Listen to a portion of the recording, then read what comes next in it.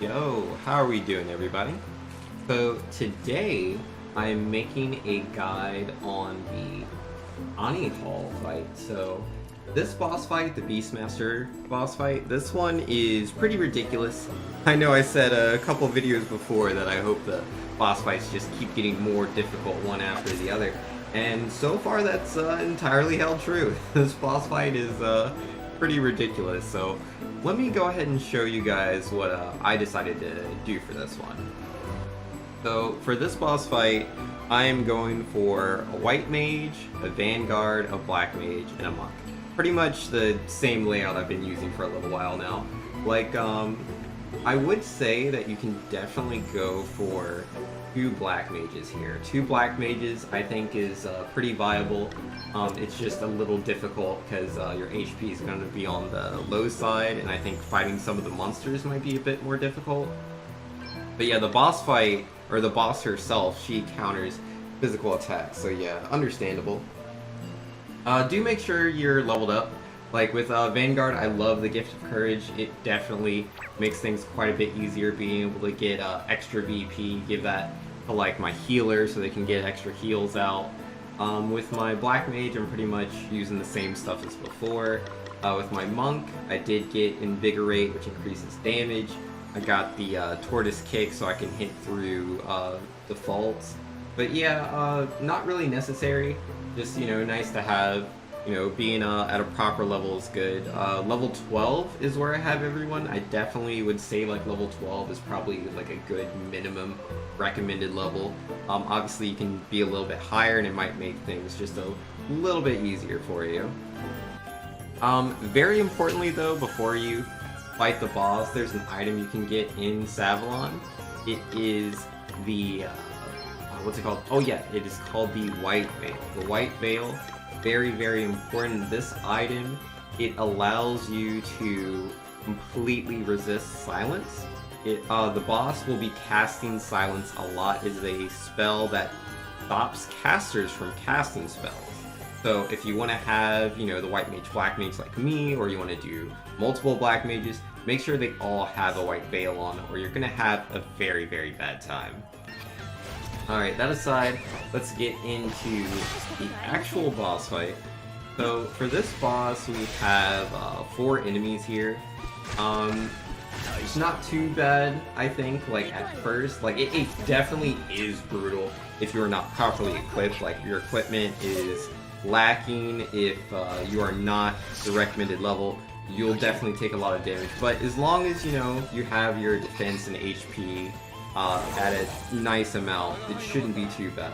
But what you want to do here, definitely starting off, you just want to set up for being able to knock out that water monster. I think it's like Undyne or something.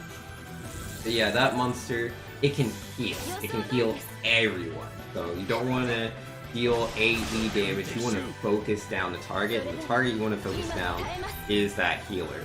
So that water monster is the first one that has to go. So, you know, as usual, just going to be using default a lot to build up my BP. Fair warning though, don't use Bard abilities. Not at the start, because yes, that snake, he counters them with that snake bite, and yeah, that's a lot of damage you don't want to take. Like, the Bard abilities are very, very nice. You know, you can just get the physical damage reduction, magical damage reduction on everybody very quickly. But yeah, that snake is gonna take a chomp out of you every time you do that. So maybe don't do that. Just a suggestion. And yeah, right here, going in with my monk, trying to get some damage in there. Unfortunately, I'm not dealing the damage that I thought I would be able to deal there. Not quite sure why Crosscut wasn't doing the damage it normally does. Maybe the physical defense of that monster is a bit higher than I realize it is, but hey, we have our lovely guest character who can reduce damage, so that's nice. But yeah, the boss hits really hard, so she unfortunately knocks Elvis out. But yeah, we have a white mage, we have Phoenix Downs, and, or not Phoenix Downs, we have Raise. We can bring him back, and yeah, if anything ever happens to the white mage, that's what the Phoenix Downs are for. So make sure you do have a few of those going into this boss fight as well. But yeah, this boss fight, not too crazy, because yeah, again, the water monster is healing, so we want to focus that down. The snake monster, he hits really hard physically, and can also deal AE damage, AE fire damage specifically. So obviously that's not something we want to take too much of. And then yeah, the boss does decent damage, but she actually defaults a lot at the beginning, and she also uses this ability called Mercy Strike. And Mercy Strike cannot knock down anybody. Like, it will not take anyone down to 0 HP. It always stops at 1. So the boss actually is the smallest threat that's here at the beginning of the fight, so you don't have to worry about her too much. He does use Muzzle a lot, which is that ability that attempts to silence everyone in your party, but as long as they have a white veil equipped, they cannot be silenced, so it's not a problem. And then that the last monster that we should probably pay attention to is the slime monster. The slime monster, it can be a little bit annoying. It uses this acid AE ability that hits everyone. And when it uses that ability, it reduces everyone's physical defense. Obviously that synergizes very nicely with the snake. The snake hits very hard physically, so you can end up taking a lot of damage you don't want to take. But even with that being the case, the slime deals the lowest amount of damage. He's the least amount of a threat, so I just really wouldn't bother with the slime.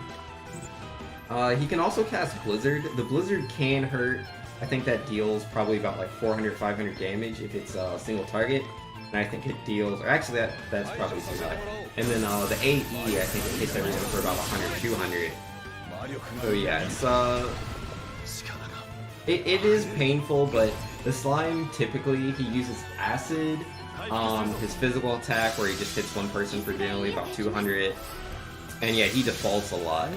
So he's nowhere near as much of a threat as the healer or the snake monster is. So yeah, we don't really worry about him too much. Not a problem. The snake monster, you have to look out for it. Again, because his damage is too high. But the snake monster doesn't have all that much more HP than the water monster. So, you know, it doesn't really take too many attacks. With the monk, I feel like we can just kind of go in with strong strikes. Here, I am going to use an Inner Alchemy. I don't want to deal too much damage to myself with my strong strike, so, you know, trying to keep myself at a healthy level, so we don't get immediately bopped right behind that, yeah?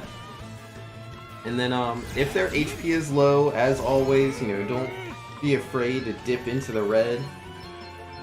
Knock that enemy out, yeah? So it's not able to deal any more damage. We can definitely just sit there for a turn, not a big deal. I did actually defeat him a bit earlier than I expected I would. If you have anyone using Freelancer as a sub-job, they can examine enemies. And if you have the magnifying glass item, you can just use that as well. That way you can see exactly how much HP the enemy has, so you know when you have to play a little bit more risky and when you should play more conservative to get real efficiency out of your turns, out of your BP.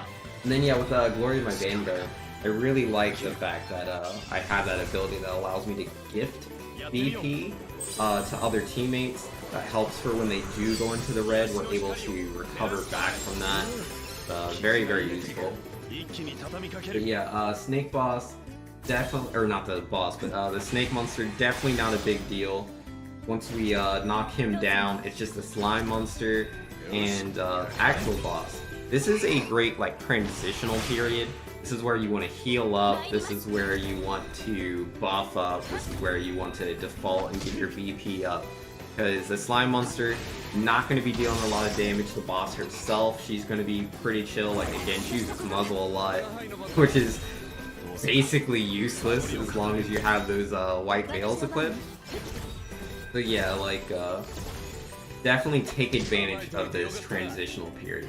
You do not want to just immediately knock out the slime, because then the boss will start using new attacks and she'll start attacking more often. You'll be taking more damage. and it'll be harder to buff and heal yourself. You won't be able to really take your time. The less equipped you are, the lower level you are, the more important it is that you take advantage of this period. But yeah, I'm pretty buffed up at this point, so I'm just going to use a Sword of Stone ability. It is Earth-based. The slime is weak to Earth attacks. I believe the boss is weak to Earth abilities as well, Anihal. But she also counters physical attacks. So, you know, hit her physically at your own risk. But yeah, she's really not too bad. As long as, you know, you're on top of your healing, you shouldn't be doing too much damage. Like, yeah, if you use your Supersonic Gust, the Staggering Swipe. The Staggering Swipe's both crit there, that's not too great. And yeah, the Sandstorm. The Sandstorm's her new attack that she uses in this phase. That's like 300 damage to everybody. It can crit for like 800 damage. So yeah, it's a little tricky, but I assure you, it gets much worse. So yeah, once you knock her down to low HP, the boss gains a new ability. It's called Counter Any Ability, I believe that's what it's called. And essentially it does what it says. She counters every single ability, like right there it says Counter Any Ability, and you see that one little number popping up. That means she gained an extra BP, that means she can take an extra turn. So instead of having to default, as long as you're performing actions yourself, she can take 3-4 turns every single time it's her turn. And yeah, she doesn't use Mercy Strike as much in this phase. She's going to use the Staggering Swipe more. And yeah, you're going to see a lot of Sandstorms. So if you're using a lot of abilities, you could end up just knocking yourself out. What you can do to counter that, you can use items. Like, items don't count as abilities, and there are quite a few items that deal damage. You can even buy them at stores. So, you know, if things are looking pretty brutal for you, use your items instead. Same thing for healing. If you need to heal, use your potions. Use high potions if you have any of those. And you'll be able to recover without antagonizing the boss. But yeah, she is pretty brutal, man. She is not a fan of you pressing any sort of buttons that are useful.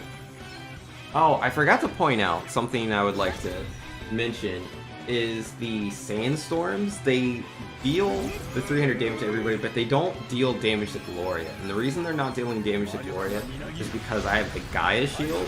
The Gaia Shield has Earth Resistance +2. You can get that in the ruins where you fought Orpheus, the earlier boss, which can help to make this fight easier. But yeah, either way, that is going to be this video, this guide for fighting the Beastmaster Asterisk. So if you found this useful, definitely hit that subscribe button. If you have any opinions, any criticism, whatever, feel free to let me know in the comments below. I will make sure to read every single one. And yeah, hopefully I will see you guys next time in the next video. Peace.